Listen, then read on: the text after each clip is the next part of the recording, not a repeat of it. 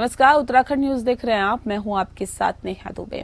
उत्तराखंड सरकार ने राज्य योजना आयोग को समाप्त कर दिया है।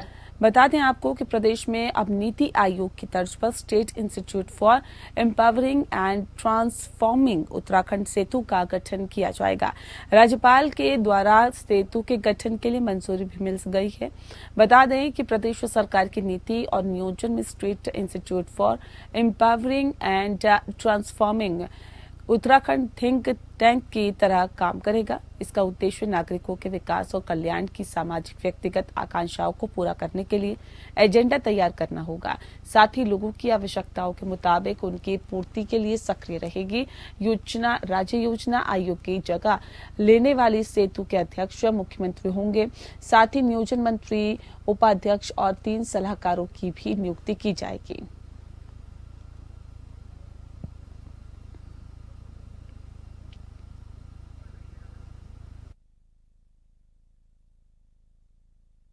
योजना आयोग को जो है नीति आयोग की तर्ज पे हमने सेतु आयोग के नाम से जो है बदला गया है। और इसमें मुख्यतः इसका कार्य जो होगा वो सरकार की सभी नीतियों को, योजनाओं को जनता तक पहुंचाना है।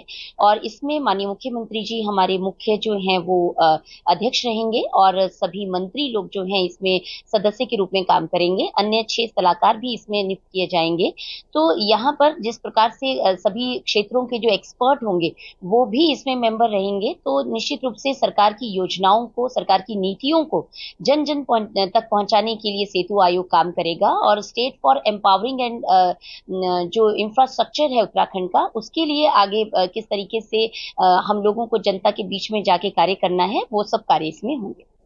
जी बिल्कुल, देखिए राज्य योजना आयोग कांग्रेस जल्द ही प्रदेश भर में 60 दिन की यात्रा निकालने जा रही है। 60 दिन तक चलने वाली यात्रा में 10 दिन राहुल गांधी भी शिरकत करेंगे।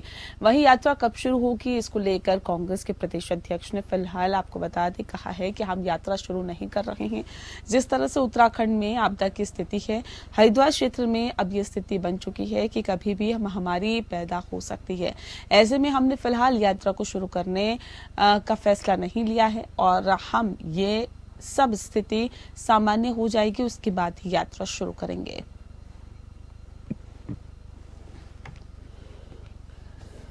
विधायकगण हैं, पूर्व विधायकगण हैं, मंत्रीगण हैं, उनकी बैठक लेके एक रूट और डेट डिसाइड की जाएगी। वर्तमान में चूंकि हम लोग आपदा से ग्रसित हैं, एक तरफ पहाड़ों में सड़कें टूटी हुई हैं और लोगों की मृत्यु हो रही है, और दूसरी तरफ हमारा हरिद्वार का जो क्षेत्र है वो बाढ़ग्रस्त है और किसानों की हालत इस समय दयनीय बनी हुई है। फसलें चौपट हो गई हैं और साथ में अब महामारी आने का खतरा वहाँ हो गया। बहुत ज़्यादा वहाँ आप जाएंगे तो दुर्गंध आ रही है, खेतों से जानवर मरे पड़े हैं, खेतों की फसल सड़ गई हैं। तो ये उपयुक्त समय नहीं है इस समय हमारे पूरे कांग्रेस। जहाँ तो कांग्रेस जल्द ही प्रदेश भर में 60 दिन की यात्रा निकालने जा रही है। 60 दिन की चलने वाली ये यात्रा 10 दिन राहुल गांधी भी इसमें शिरकत करेंगे।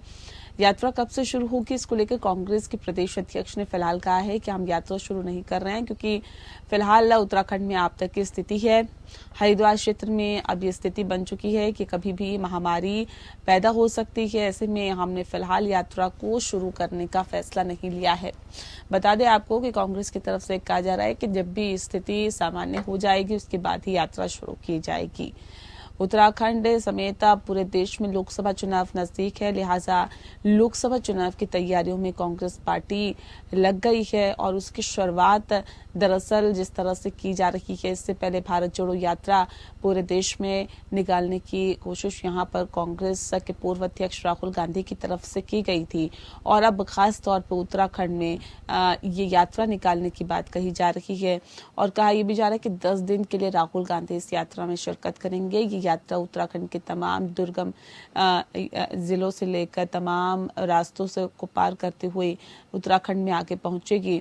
हालांकि इसका रोड मैप क्या होगा, कहां से यात्रा शुरू होगी, कहां तक जाएगी, अभी तक तस्वीरें कुल मिला के साफ नहीं है और कब से यात्रा शुरू होगी इसके बारे में भी अभी कुछ कहा नहीं जा रहा है। लेकिन फिलहाल आपको बता दें कि अगर ये यात्रा निकलेगी तो कांग्रेस को इससे बहुत उम्मीद है। कांग्रेस को लगता है कि एक बार फिर से उम्मीद की एक अलग कांग्रेस पार्टी उत्तराखंड में जगाएगी जिससे कि उनका भविष्य आने वाले वक्त में उज्जवल होगा।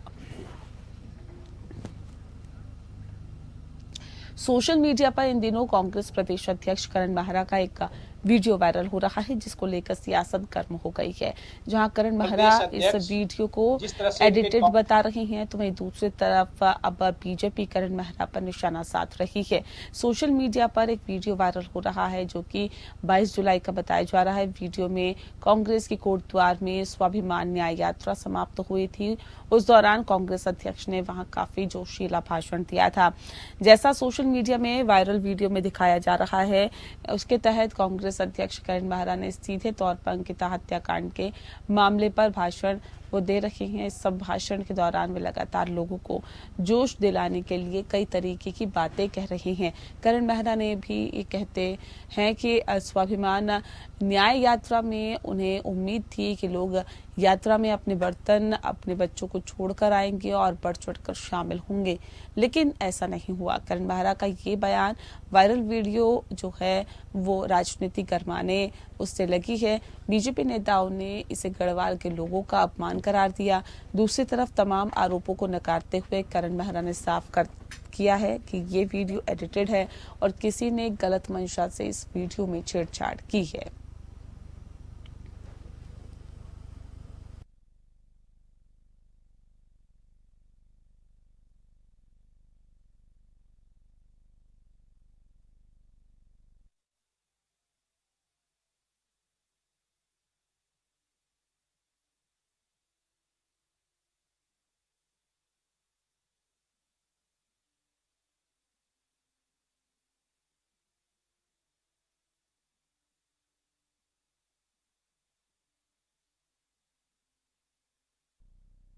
जिस तरह से इनके कांग्रेस के कार्यकर्ताओं के द्वारा उनको नकारा जा रहा है, उस कारण वो बहुत बौखलाहट में हैं।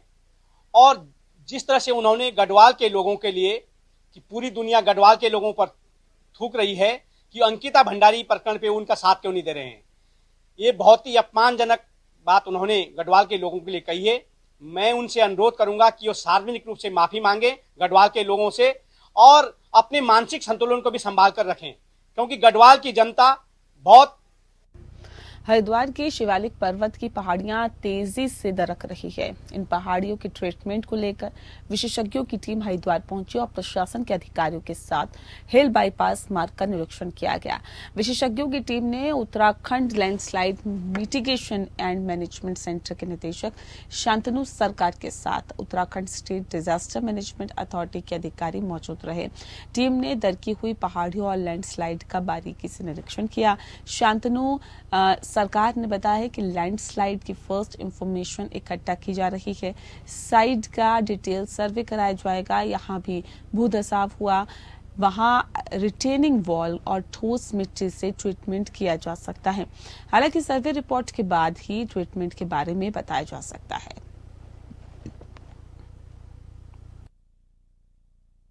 मनसा देवी का जो पैदल मार्ग है प्लस उसके साथ की जो कनेक्टेड पहाड़ियाँ हैं, तो उससे 15 से 20 दिन में बहुत बड़ी मात्रा में स्लाइड होने की शिकायत आई है। और तो उस क्रम में डीएम सर के द्वारा जो शासन से अनुरोध किया गया था, आज सीबीआरआई के डायरेक्टर है और जीआईएस के एक्सपर्ट आए हैं, तो उनके साथ एक्शन पीडब्ल्यूडी और राजाजी नेशनल पार्क के अधिकारियों के साथ विजिट कर लिया गया है। और जहाँ जहाँ स्लाइड हो रहा है तो उन सभी चीज़ों को उनको दिखा दिया गया है। तो जो भी उनके स्तर से, एक्सपर्ट के स्तर से जो एडवाइस आती है या जो भी उनके द्वारा रिपोर्ट दी जाएगी, तो सो शासन और डीएम साहब के नॉलेज में रखे तो उसका प्रॉपर्ली ट्रीटमेंट।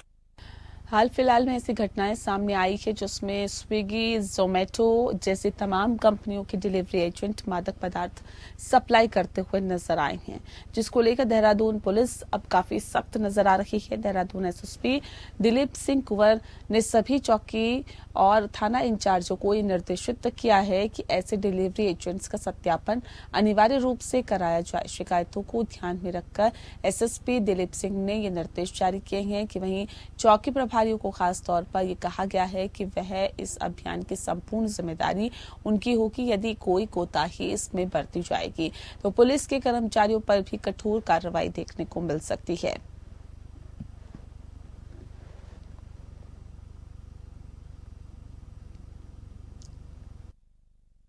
जो बताया अभी 3 तरह के लोगों का हम सत्यापन करेंगे, तो इसमें कंपनी के विरुद्ध भी पुलिस एक्ट के तहत हम लोग जो भी पेनल प्रोविजन है उस हिसाब से कार्रवाई करेंगे। सर इसमें जवाबदेही किनकी तय की, थाना चौकी वगैरह? इसका मैंने थानों को दे दिया है, ये इनको 2 दिन का टाइम मैंने दिया हुआ है। इसमें थाना प्रभारी, चौकी प्रभारी की भी जिम्मेदारी निर्धारित की जाएगी, साथ साथ जो कंपनी वाले हैं उनके, जो कंपनी के जो पदाधिकारी उनकी जिम्मेदारी निर्धारित की जाएगी। और निकट भविष्य में अगर इनके द्वारा कोई क्राइम होता है तो इनको भी सह अभियुक्त बनाया जाएगा अगर इन्होंने सतह पर नहीं कराया तो। मौसम विभाग ने उत्तराखंड के 5 जिलों के लिए बुधवार और गुरुवार के लिए 2 दिन भारी से बहुत भारी बारिश का ऑरेंज अलर्ट जारी किया है। बता दें आपको कि मौसम विभाग के निदेशक विक्रम सिंह के मुताबिक 26 और 27 जुलाई को 5 जिलों में तेज बारिश हो सकती है, जिसके तहत नैनीताल, चंपावत, चमोली, पिथौरागढ़ और बागेश्वर में बहुत तेज बारिश होने की संभावना है। वहीं मौसम विभाग ने बाकी अन्य जनपदों में भी भारी बारिश की आशंका जताई है। इसके साथ ही मौसम विभाग ने प्रदेश के कई जिलों में अगले 4 दिन तक बारिश जारी रहने की संभावना जताई है। इस दौरान पहाड़ी इलाकों में सतर्कता बरतने की सलाह दी गई है। वहीं भूस्खलन के चलते कहीं कहीं सड़कें बंद होने की भी स्थिति बन सकती है। नदी नालों के आसपास रहने वाले भी सतर्क रहें।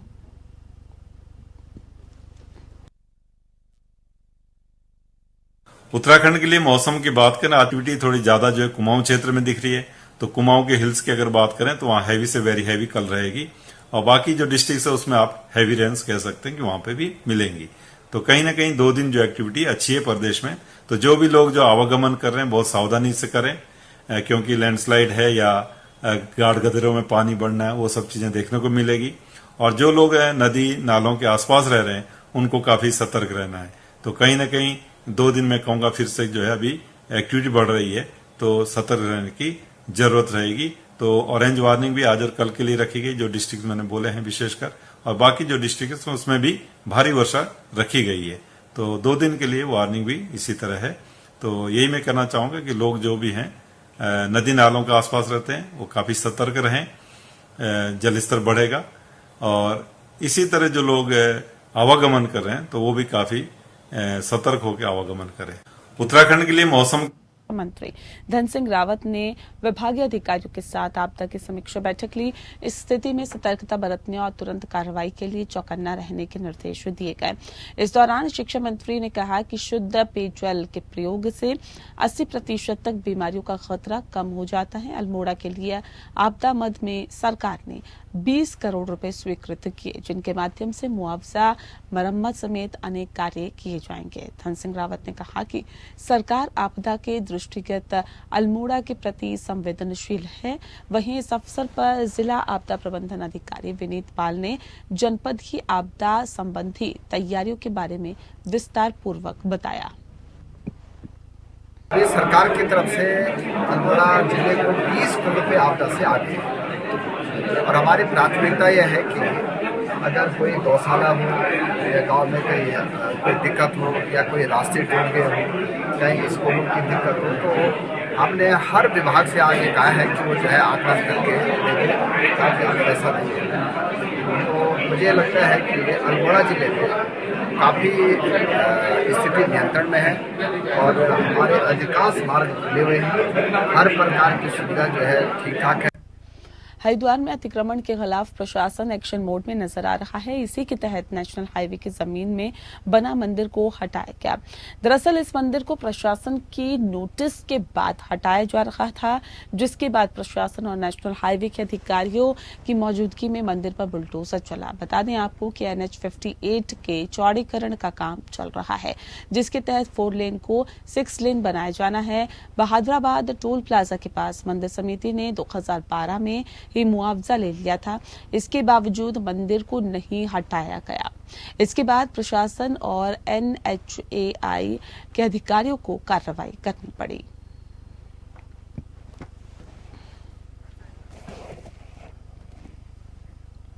वहीं बागेश्वर में सीनियर सिटीजन वरिष्ठ न्यास के बागनाथ पैलेस में पत्रकार वार्ता की गई।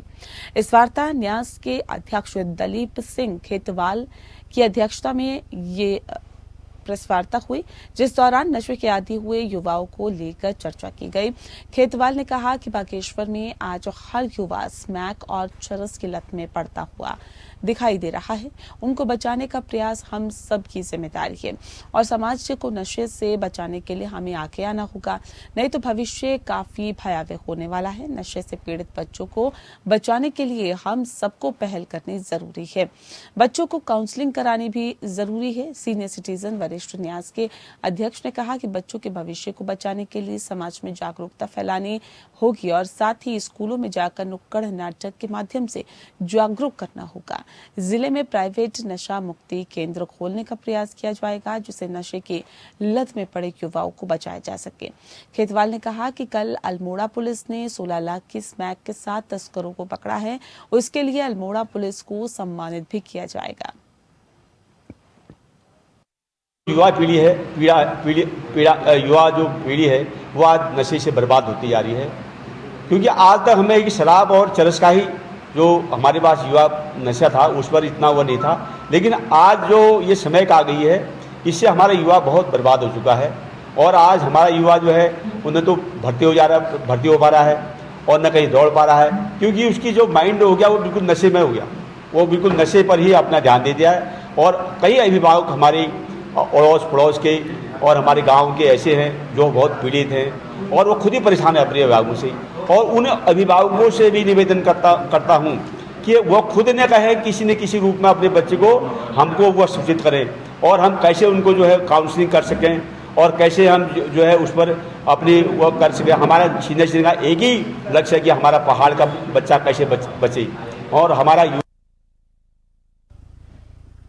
हरिद्वार में एक ड्राइवर के द्वारा अपने ही मालिक से रंगदारी मांगने का मामला सामने आया है, जहां बढ़ते कारोबार के लालच में उसने पैसा न देने पर मालिक को जान से मारने की धमकी दे डाली।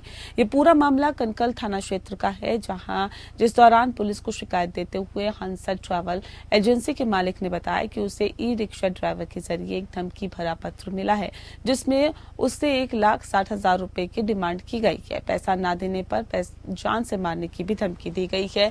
व्यापारी की शिकायत पर पुलिस ने आरोपी की धरपकड़ के लिए टीमें बनाई और कई सीसीटीवी फुटेज खंगाले। सुराग मिलने पर पुलिस ने इरफान और उसके दोस्त शाहनवाज को गिरफ्तार कर लिया। वहीं इस मामले को लेकर आरोपी ड्राइवर इरफान ने बताया कि वह कई सालों से प्रहलाद सिंह का ड्राइवर है।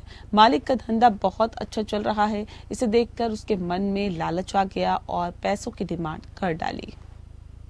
ये हंस ट्रेवल के मालिक के द्वारा ये दिया गया था कि उसको एक पत्र दिया गया, जो ई रिक्शे से जो चालक है वो लाके उनको पत्र दिया था। उसमें उनको धमकी दी गई थी कि 1,60,000 रुपये दे, नहीं तो आपके साथ बुरा होगा।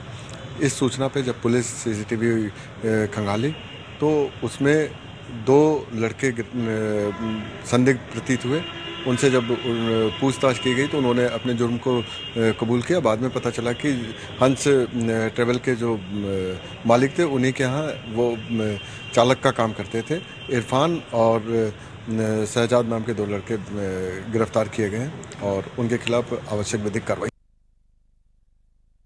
रुड़की के बेलड़ा प्रकरण में हुई दलित समाज के युवक की मौत के मामले में बुलाई गई महापंचायत स्थगित हो गई है। तमाम दलित संगठनों द्वारा ये महापंचायत 27 जुलाई को बुलाई गई थी, जिसमें कई दलित संगठनों ने मामले में महापंचायत का आह्वान किया था, जिसके बाद से ही प्रदेश की राजनीति गर्मा गई है। इसको लेकर हरिद्वार में राज्य अतिथि गृह डाम कोठी में अनुसूचित जाति जनजाति आयोग के अध्यक्ष और तमाम दलित संगठनों के नेताओं के साथ डीएम और एसएसपी ने वार्ता की, जिसे बाद में दलित समाज से जुड़े तमाम संगठनों की सभी 12 मांगों पर सहमति बन गई। इसमें मुख्य रूप से दोनों मृतकों के परिवारों के एक सदस्य को नौकरी सरकारी और पूरे मामले में सीआईडी जांच शामिल है। इसके बाद दलित संगठनों ने महापंचायत को स्थगित करने का फैसला लिया।